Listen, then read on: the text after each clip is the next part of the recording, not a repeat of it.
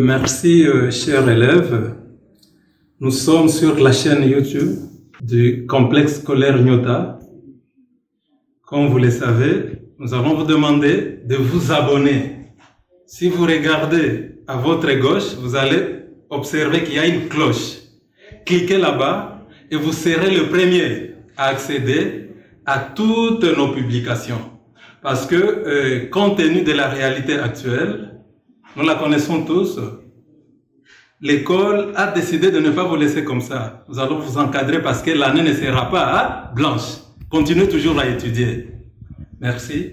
Et finalement, aujourd'hui, je suis là devant vous. Je réponds au nom de M. Albin Koulimouchi, professeur des cours d'informatique au sein du complexe scolaire Nyota. Et ici, nous allons commencer avec nos amis de la 6e année commerciale et gestion. Et comme on avait déjà introduit les logiciels de comptabilité appelés Banana Comptabilité, un logiciel retenu par l'enseignement congolais pour les programmes d'une année en 6e année. Vous savez que non, il y a une modification. Et nous sommes en train de vous emmener sur ce point-là. Quand bien même on avait une petite avance, je vous dirais que nous, on n'en a plus. Nous devons nous remettre au travail et travailler comme il se doit. Alors, ici, j'avais déjà introduit les cours, les logiciels Banana. Et on était au niveau de la configuration du plan comptable ou du plan des comptes. Et si je peux rappeler un peu, vous vous souviendrez que je vous ai dit qu'il existe un plan comptable général pour toutes les entreprises. Mais du moins, chaque entreprise a droit de configurer à nouveau ce plan comptable selon ses propres besoins. Parce que tous les éléments qui se trouvent dans le plan comptable général ne sont pas exploitables, n'est-ce pas, dans toutes les entreprises. Maintenant, chaque entreprise se regarde avec ses experts comptables, qu'est-ce qu'il peut prendre, qu'est-ce qu'il faut élaguer. Et ici, nous allons vous rappeler encore qu'il existe au moins deux aspects pour configurer un plan comptable. Et ici, sur les comptes de bilan, nous devons nous référer sur les comptes de résultats. Voilà les éléments nous devons recourir pour compléter ou configurer un plan de compte. Et finalement, ici, notre pays, la République démocratique du Congo, a adhéré dans l'espace OHADA que vous connaissez tous. Et la comptabilité que nous appliquons aujourd'hui, c'est une comptabilité qui s'applique dans tous ces pays-là membres de l'espace OHADA. Alors, à notre niveau, qu'est-ce qu'il faut? Nous devons nous rendre vraiment conformes à ce qui se passe dans tous ces pays-là. Et ces pays avaient jugé, pour surtout les systèmes éducatifs, de mettre en place, à part la comptabilité qui se fait déjà sous cette méthode OHADA, il a décidé de mettre en place aussi un outil informatique qui accompagne ce système. Notamment, on nous a mis en place un logiciel appelé Banana Comptabilité.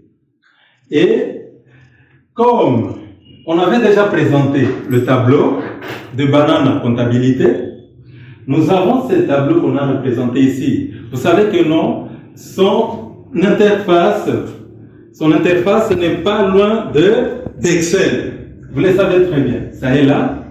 Mais de toutes les façons, vous savez qu'on avait déjà travaillé sur les groupes. Je vous ai expliqué comment est-ce qu'on peut, sur base des lettres, des deux lettres qu'on a retenues, vraiment, on a retenu d'une manière globale, donc on peut regrouper, n'est-ce pas, tous ces éléments sur ce qu'on appelle les lignes de totalisation.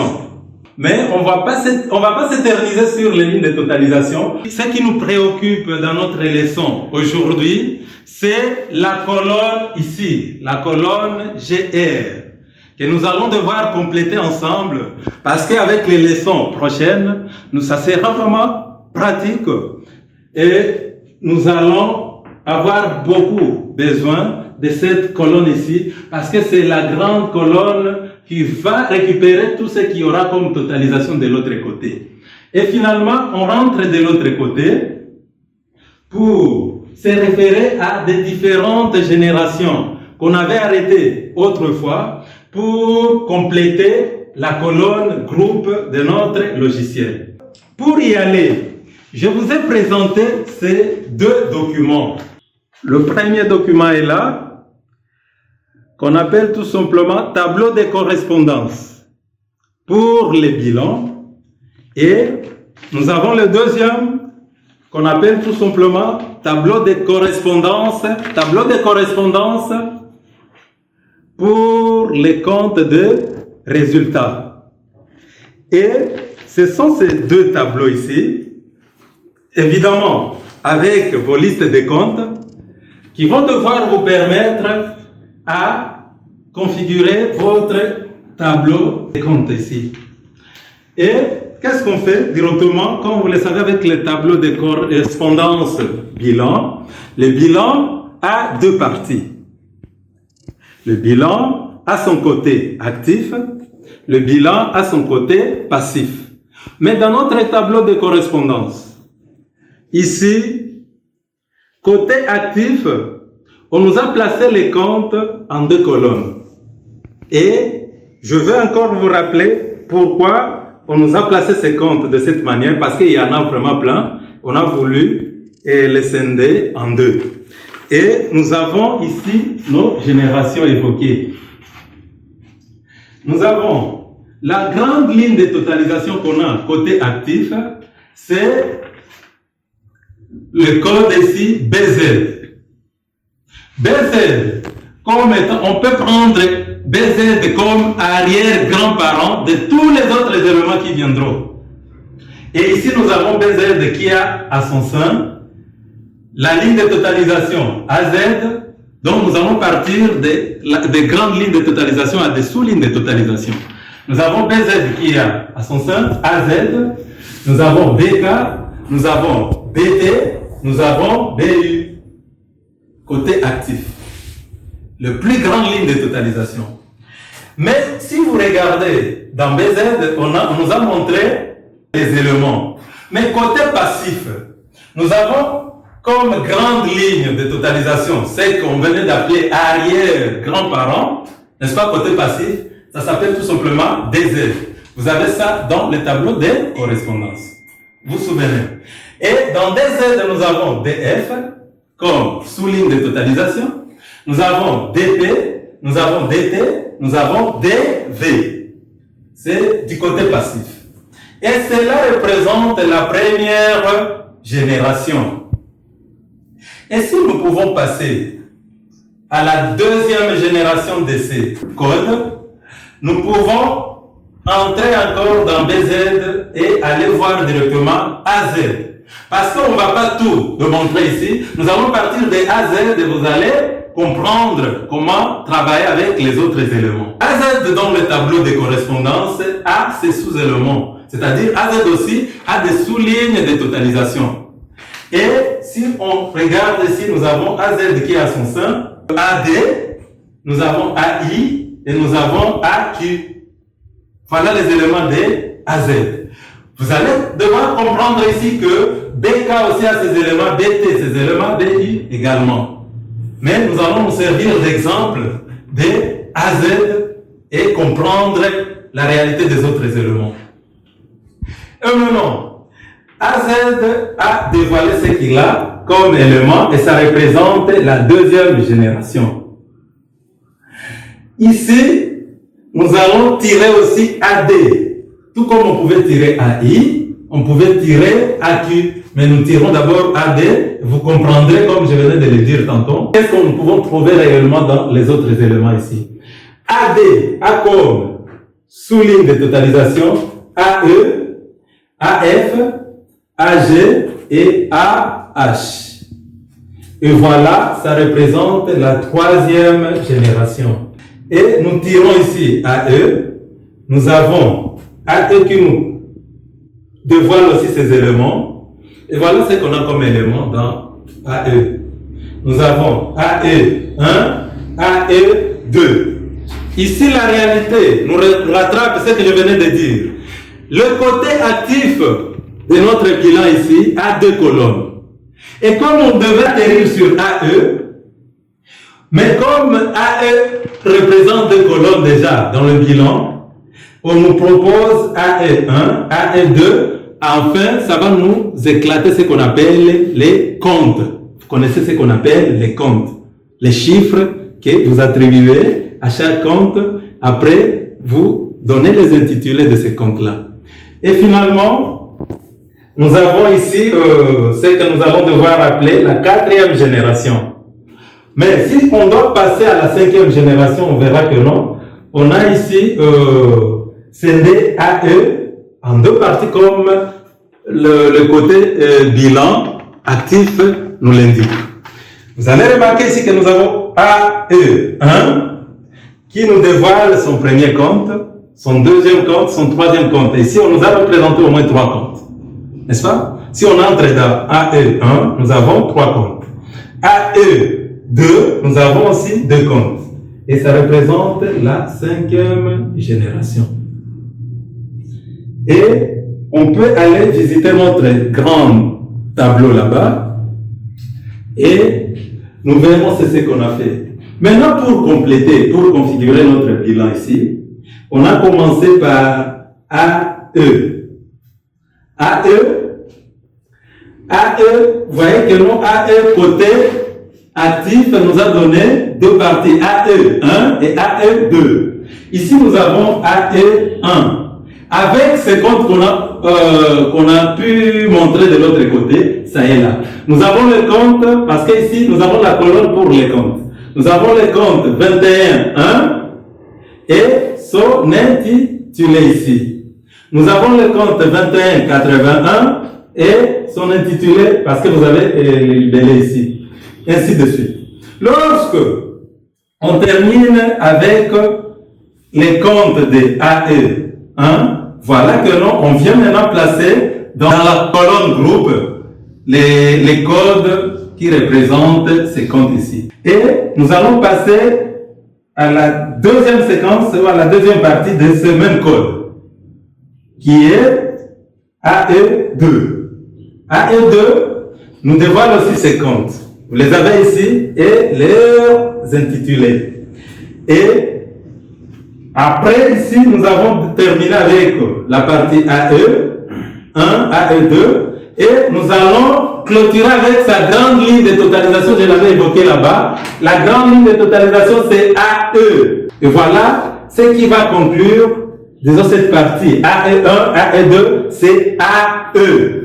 C'est la grande ligne de totalisation de cette partie ici. Et finalement, qu'est-ce qu'il faut mettre maintenant? Vous savez, la colonne ici B classe, vous savez les classes de compte. Tout le monde connaît déjà ce qu'on appelle le B classe. Hein? Compte de la première classe, deuxième classe, jusqu'à la 9e classe, comme vous le savez très bien. Et vous devez compléter là-bas. Ça, c'est déjà connu. Mais je disais que nous, la colonne ici nous préoccupe beaucoup, la colonne GR. Parce que cette colonne sera aussi complétée, la colonne GR. Nous devons regarder maintenant les lignes de totalisation.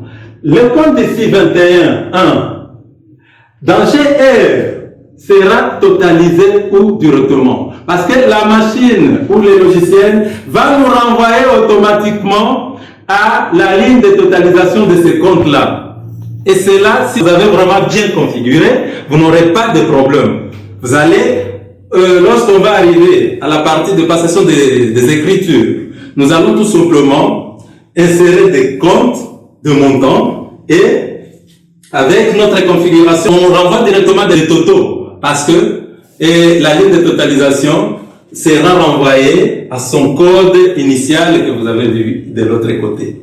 Et finalement ici, avec GR, nous comprendrons que la ligne de totalisation des 21, de ce compte ici 21, c'est A, E, 1. 21, 81 sera totalisé sur la ligne A, E, 1 toujours. Vous vous souviendrez ici que non, ce sont les comptes appartenant à ces codes ici.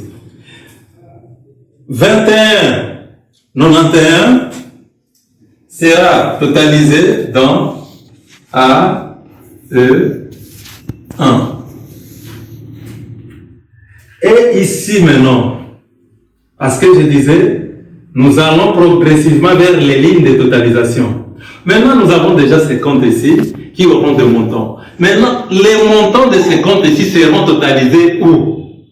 Effectivement, ça sera plus dans AE1, mais plutôt, ça sera totalisé à ce niveau ici.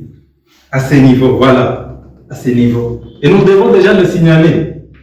La ligne de totalisation des A1 sera justement AE tout court. Vous vous souviendrez de ce qu'on a donné dans l'autre tableau là. Alors, ici, on passe à la deuxième partie de notre code qui est AE2. AE2 a comme compte 28, 11, 29, 11. Ici, AE2 sera totalisé aussi comme AE1 dans la même ligne de totalisation. Dans la même ligne de totalisation, notamment la ligne est là. C'est AE. Très bien. On aura ici combien? 28, 11 comme compte qui sera totalisé ici d'abord A, E, 2, A, E, 2 et la grande ligne de totalisation AE2 sera totalisée là. E tout court. Voilà. Et maintenant, comme on a terminé avec le code AE dans ce groupe-là, et AE sera aussi totalisé, parce que tout ce qu'il y a comme compte ici, ces montants seront confinés quelque part, et être totalisé aussi dans une autre grande ligne de totalisation. Et c'est ce que nous allons devoir voir ici. Et ici, nous avons AE1, AE2, n'est-ce pas, qui seront totalisés dans AE. Maintenant, où est-ce que sera totalisé AE tout court? Si vous pouvez regarder, disons, dans nos différentes générations là-bas, vous verrez dans quel élément ou dans quelle génération a été incorporé AE. Je sais que non, vous avez déjà trouvé, c'est dans la 3e génération.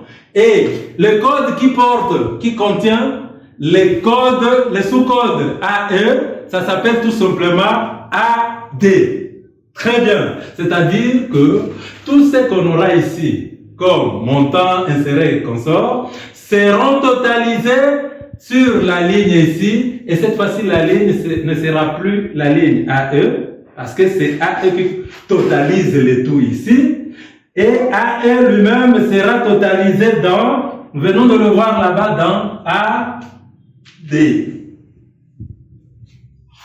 Ainsi de suite pour les autres codes qu'on a là. Et ici, on a complété notre colonne GR. Nous pouvons y aller jusqu'à la fin parce que ici, ce n'est qu'une partie pour les côtés actifs de notre bilan. Vous savez que dans les côtés passifs, il y en a, et les comptes des résultats. Vous savez maintenant comment faire.